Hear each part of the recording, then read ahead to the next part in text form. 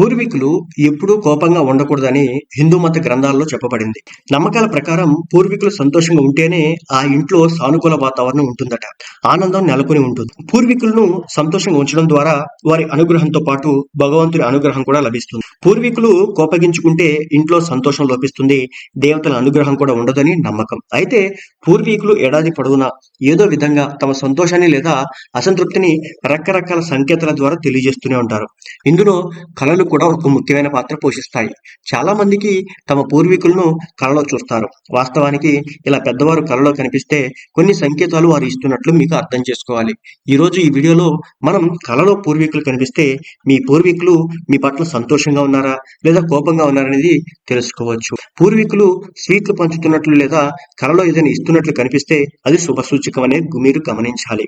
మీరు పూర్వీకులు ఇచ్చినటువంటి మీరు పూర్వీకులకు ఇచ్చినటువంటి శ్రద్ధ కర్మలకు తర్పణంతో చాలా సంతోషంగా ఉన్నట్టు సంతృప్తి చెందారని దాని అర్థం. అలాగే త్వరలో మీ ఇంట్లో సంతోషకరమైన వార్త కూడా వింటారని అర్థం.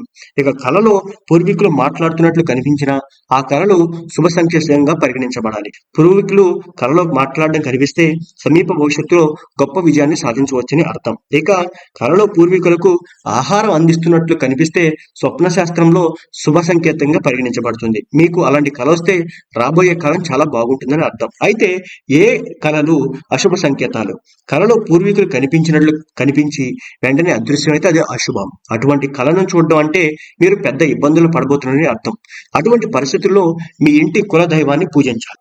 ఇక పూర్వీకులు చాలా కోపంగా ఉన్నట్లయితే అటువంటి కళలు చాలా అశుభం. మీరు అలాంటి కళను చూసినట్లయితే మీకు పూర్వీకుల నుంచి వచ్చిన ఆస్తిని కోల్పోయే అవకాశం కూడా ఉందని గమనించవచ్చు. ఇక కళలో పూర్వీకులు చాలా కోపంగా ఉన్నట్లు కనిపిస్తే పూర్వీకులకు మీరు చేసినటువంటి పనులతో సంతోషంగా లేరని, ఇంట్లో నష్టాలు జరిగే అవకాశం ఉందని కూడా గమనించాలన్నమాట.